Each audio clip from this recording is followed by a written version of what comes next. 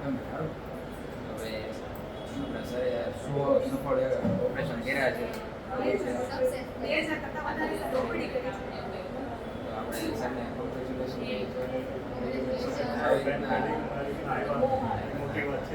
આવી રીતના સ્વસ્થ કરતા રહો, આવતા કરતા રહો, દોડાવતા એ બધા.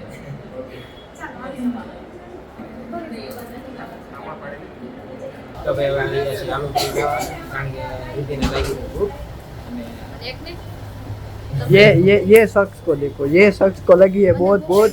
हाँ, रास्ते में हमारी गाड़ी, सॉरी गुजराती है क्या, रास्ते में हमारी गाड़ी उभी रखे मैंने कही कि आया आलू पूरी खावा जावी है, तो आ मैडम ना લીધા મે આલુ પૂરી ખાવા આવ્યા. મારું બે એટલું બધું બે ખોટું બોલો માં. ના હવે તમને ખબર જ છે હું બહારનું ઓછું ખાઉં છું. હાલ ઊભા થઈ જાઓ. ખાવી જ નથી ને. હવે ઓર્ડર આપી બની. ઈ ને પરાણે મોઢમ નાખે તો ઓર્ડર હોય ને બીજે નાખી દો. એટલે દર્શન કરે. અરે ત્યાં ઓલા પણ ખાવાનું હતું હોસ્પિટલમાં, તો એમ આલુ પૂરી ખાવા આવ્યા. હવે ભાઈ નુકસાન કરાવજો. એને રાત આવે. લાઈક કરજે ના શેર કરજે. करने ना भाई, भाई ने बोला करने का तो करने का है. તો કઈ નહીં આલુ પૂરી બને છે, બની જાય એટલે ખાઈ લઈએ. લાઈવ મોટા પાણી ખાવી છે ને મોઢા પાણી આવી ગયું ના મારું. वो आपकी बात कर रहा है, હા वो आपकी बात कर रहा है. મને મોઢા પાણી આવતું. મને આવે ને તબિયત સારી નથી. તબિયત થોડી ખરાબ. ખાઈ દે કાઢ દે કાઈ. કઈ નહીં હાલો તો હવે. મને ભૂખ જ નથી લાગી. મને પાછું બોલો. ભૂખ જ નથી લાગી. એની પહેલા એકાદી બે વળી ખાઈ. હમણાં આવવા દો પછી કઈ નહીં હાલો તો ખાઈ લઈએ.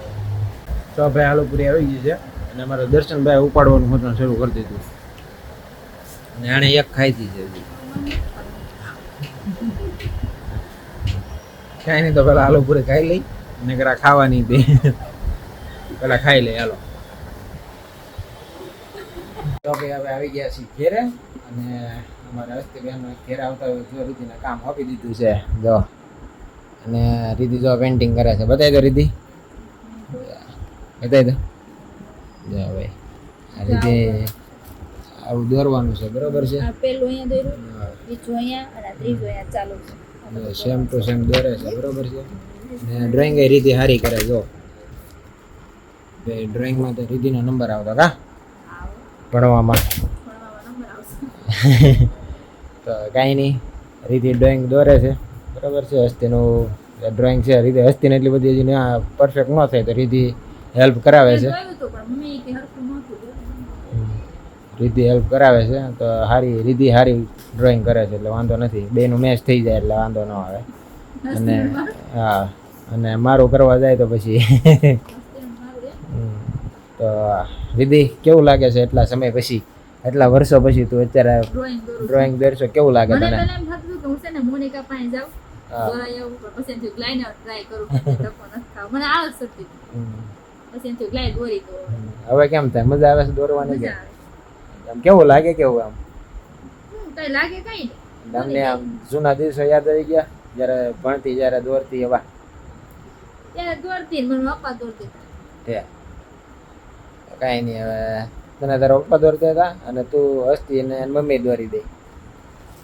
મને આમ હેલા હેલા ચિત્ર હોય ને એ દોરતી, અને આમ અઘરા ચિત્ર હોય ને તો એ પપ્પા દોરી દેતા. એ પેલા એવું હતું ને, પેલા ઓલું શું આવતું પેપર, કાગળ આવતો ખબર છાપવાનું, હા એનાથી સાથે તે કોપી મારી લેતી એમ ને? પેલા કોપી મારતા, એટલી બધી મહેનત ન કરતા. હા કોપી મારી હવે લેતી. તો એવા કાગળ કઈ દેખાતા નથી.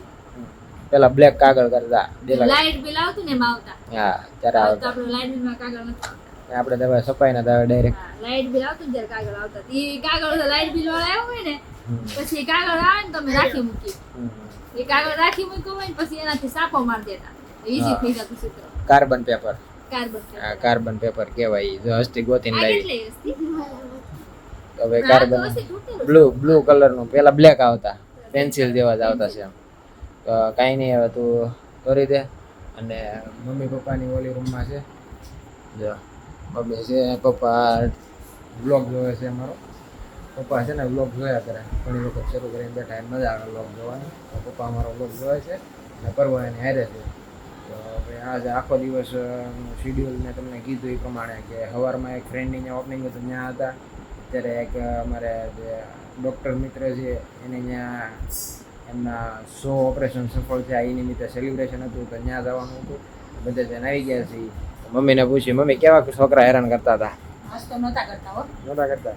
બસ શાંતિથી રમતા હતા. અને વરસાદ આવ્યો છે તો શું કેવું તમારું? ટાટોડું છે કે ઠંડુ વાતાવરણ થઈ ગયું. ઠંડુ થઈ ગયું ને? કેટલી ગરમી હતી કે રહેવાતું નહોતું. ઠંડી થઈ ગઈ ને વરસાદ આવ્યો હા, ત્યારે. ઠંડુ વાતાવરણ. એસી ચાલુ હોય તો બહુ ઠંડુ લાગે. અને અમારા મમ્મીને છે ને એક દાઢનો પ્રોબ્લેમ આવ્યો છે પણ મમ્મી બપોરે જઈ આવ્યા હતા, દવા લઈ આવ્યા હતા એટલે વાંધો નથી. તો મમ્મી શું કીધું ડૉક્ટરે દાઢનું તમને? દાંતમાં હળો રહી ગયો તો સાફ કરીશ. ઠીક, દાઢ સાફ કરી છે. પછી 4 વખત પાછું સાફ કરાવીને પછી શું કરવાનું? થોડો બે ઠીક, ખોળો બેહાડવાનું. તો એ ભાઈ મમ્મીએ છે ને એને આટલું ચાંદીનું ખોળો કરાવ્યું છે. મેં કીધું ચાંદીનું હુલાનું હોનાનું કરાવો ને. તે કે નહીં, હોનું મોંઘું પડે તો ચાંદીનું કરાયેલું અત્યારે. હોનાનો ભાવ ક્યાં પહોંચ્યો? ઠીક, તો એટલે 1 લાખ રૂપિયા છે.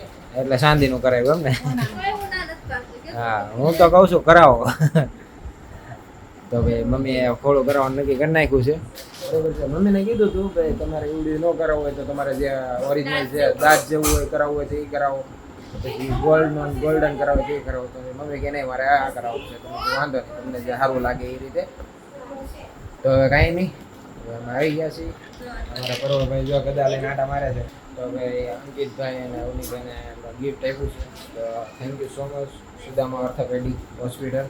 ત્યાંથી અમને ગિફ્ટ મળ્યું છે, ગણેશજી મળ્યા છે અમને. તો અમારા જીવનમાં કંઈ પણ વિઘ્ન આવશે તો અમારી પાસે વિઘ્નહર્તા આવી ગયા છે. તો વિઘ્ન બધા હારી લે અને લાઈફમાં ખૂબ જ આગળ વધારશે એવી આશા છે અમને. અંકિતભાઈ અમને આ વિઘ્નહર્તા ગણેશ દાદા આપ્યા છે. તો થેન્ક યુ સો મચ. રીતિ શું કેવું છે અંકિતભાઈને? Thank you. તમને ઇન્વિટેશન આપ્યું અને આવું સરસ ગિફ્ટ આપ્યું એ માટે. આજ તો લાલા મેથીની ભાજી, પટીના મરચા, મજા આવે તો તમે નહોતા એટલે નહોતા. લે અરે ઠંડુ વાતાવરણ, લીલું લસણ, મજા આવે. અને આમે તમને મજા નહોતી ને? તમને મજા નહોતી, લીધીને મજા નથી એટલે પછી લીધીને ગડબડ છે ને મેં ખોલી દાંત સાફ કરાવી. એટલે કેવડા એ પડશે. મૂકી દે. તો